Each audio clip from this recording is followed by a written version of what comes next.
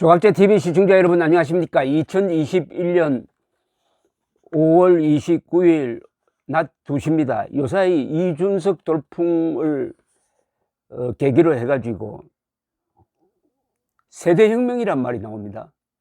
세대교체. 오랜만에 들어본 이야기인데 우리나라 역사상 최초의 세대혁명이 있었습니다. 그게 바로 1961년 5.16 군사혁명이었습니다. 그때 군사혁명을 주도했던 사람은 30대, 40대가 중심이었습니다. 그리고 당시의 집권 세력은 윤보선 대통령이 64세, 장면 총리가 62세였습니다. 60대가 주류였습니다. 그러니까 30, 40대가 이 지배층의 연령을 한 20년, 30년 정도 젊게 만든 거죠. 이게 5.16 군사혁명이 국가 개조에 성공할 수 있었던 큰 원인 중에 하나였습니다. 근데 이 세대혁명은 왜 일어나느냐 하면은 사회적 배경이 있습니다. 그것은 젊은 세대가 능력이 있을 때 일어나는 겁니다. 무능한 세대가 세대혁명을 일으킬 수 없어요. 무능한 젊은 세대가 일으킬 수 없습니다.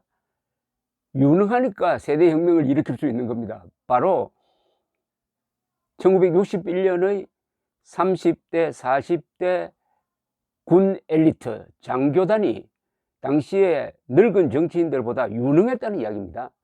그리고 지금 세대혁명이 20대, 30대 중심으로 일어난다면 이들이 유능하다는 이야기입니다. 첫째, 정보통신 기술을 다룰 수 있는 점에서 40대, 50대, 60대, 70대보다 훨씬 유능하죠. 이 점. 그래서 우리 역사상, 우리 현대사에서 두 번째의 세대혁명 기운이 지금 펼쳐지고 있습니다. 그래서 첫 번째 세대혁명을 제가 간략하게 요약을 해드리겠습니다. 1961년 5.16 군사혁명 직후에 발표된 장관들 명단을 보면 알 수가 있습니다. 그때 내각이 30대, 40대가 주는데 14명의 장관 중에서 13명이 30대, 40대였어요. 50대가 한 분이었습니다. 내각 수반 겸 국방부 장관은 장도영 중장 39, 외무장관은 김홍일 장군, 이분이 57이었습니다. 유일한 50대. 예비역 육군 중장이었습니다. 내무장관 한신 40살 육군 소장이었습니다. 재무장관 백선진 40살 육군 소장이었습니다. 법무장관 고원정 41살 육군 준장. 문교부 장관 문희석, 이분은 해병 대령인데 40살이었습니다. 장경순 농림부 장관 나이 40 육군 준장이었습니다. 상공부 장관 정래혁 38이었습니다. 육군 소장. 보사부 장관 장덕성 공군 준장인데 44살이었습니다. 교통부 장관 김광옥 36살이었습니다. 해군 대령이었습니다. 최신부 장관 배덕진 38 육군 준장. 국무원 사무처장 김병삼 40살 육군 준장. 공보부장 심흥선 36살 육군 소장. 이준석 씨하고 나이가 같네요. 그러니까 14명 중 50대 한 사람, 40대가 7명, 30대가 6명이었습니다. 장면 내각 장관들보다 20년 이상 젊어졌습니다. 이 세대 교체는 5.16 쿠데타가 혁명으로 진행되기 시작했음을 알리는 신호탄이었습니다. 목표 달성과 효율성, 그리고 책임감과 추진력으로 무장한 당시에 30, 40대가 60대의 민간 정치인들을 대거 교체하고 국가 지도부를 차지한 겁니다. 이 젊어진 국가 지도부는 그 젊음 그대로 그 뒤에 전광석화와 같은 개혁 조치들을 연일 터뜨리기 시작합니다. 이 젊으니까 행동이 빨랐어요. 당시에는 텔레비전이 없었습니다.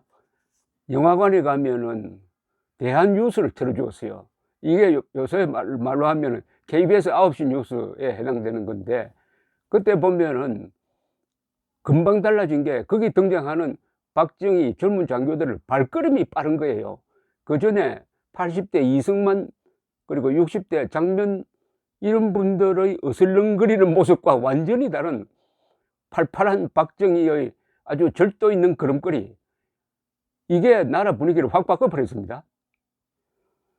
그리고 이들은 중앙정부 부처, 국영기업체, 경찰, 지방행정기관의 장과 간부로 나가가지고 현대적인 조직 경험을 경험하지 못한 이 일제 관료 출신들이 움직이던 이 관료 공무원 사회를 확 뒤집어 놓고 말았습니다.